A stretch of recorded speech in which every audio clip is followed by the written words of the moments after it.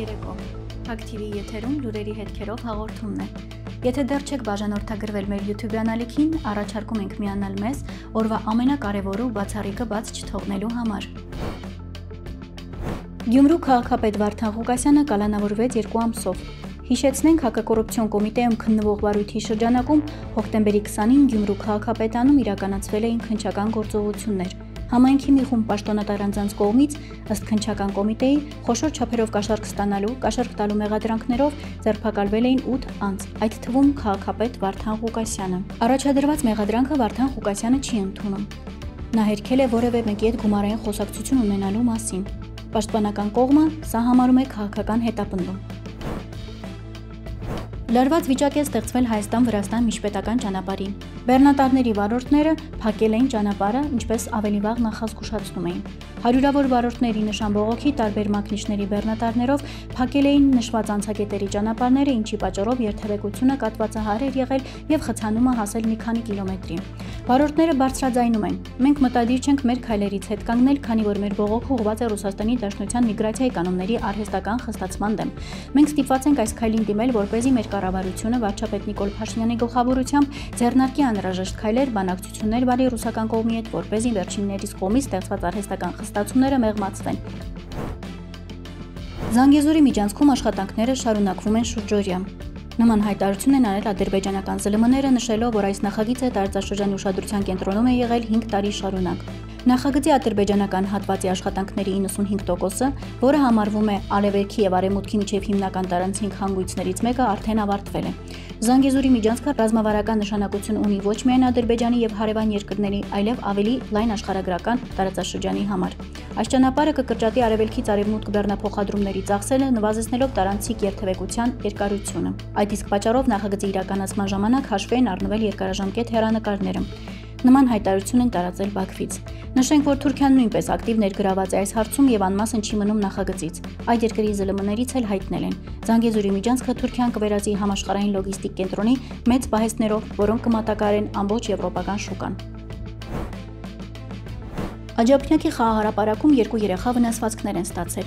Այս մասին ահազանգել են քաղաքացիները։ Քաղաքապետանի պաշտոնյաները կարծես այլ իրականության մեջ են ապրում։ Առաջին բալիկի գլուխը ճղվել է Աջափնյակ վարչական շրջանի Մարգարյան 20/2 շենքի խաղահարապարակում, որտեղ ամեն քայլափոխից ցցված սուր մետաղներ են, իսկ աղջնակի գլուխը ճղվել է 2 օր առաջ, ահազանգում են քաղաքացիները։ Հիշեցնենք, դեռ 8 օր առաջ Բյուրեղավանում խաղահարապարակի մետաղյա սղանը գլխին ընկնելու հետևանքով հիվանդանոցում հայտնված 6-ամյա երեխան էր մահացել։ Հոկտեմբերի 6-ին խաղահարապարակում մետաղական ծանր կոնստրուկցիան շուռ էր եկել 6-ամյա երեխայի գլխին։ Օրեր շարունակ բժիշկները պայքարում էին փոքրիկի կյանքի համար։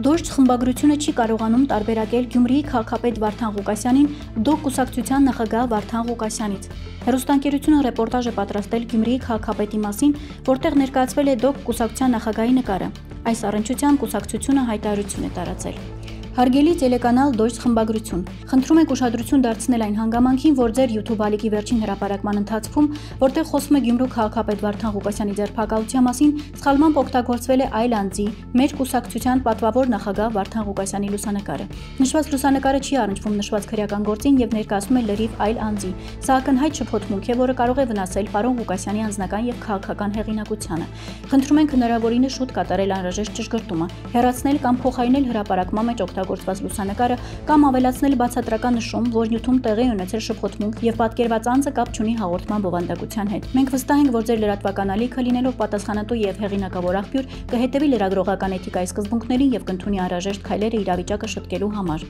հայտարարել են ԴՕԿ կուսակցությունից։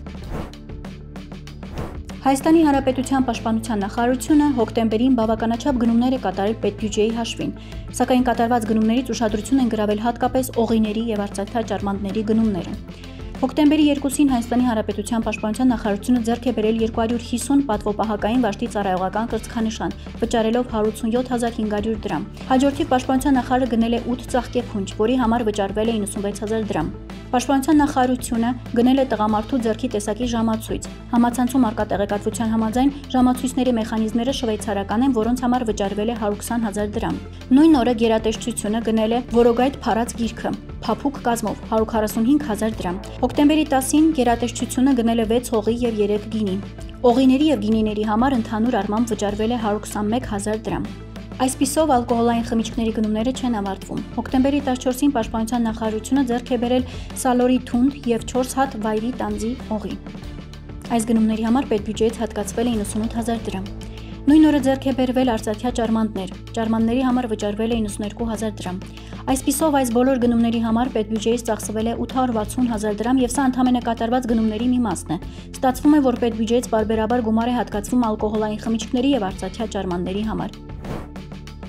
Եվ վերջում օրվա տեսանյութ։ Ամերիկայի Միացյալ Նահանգների նախագահ Դոնալդ Թրամփը արհեստական բանականության միջոցով ստեղծված հոլովակ է հրապարակել, որտեղ նա կործանիչից ցեխ է լցնում Ամերիկայի Միացյալ Նահանգներում ցուցարարների վրա։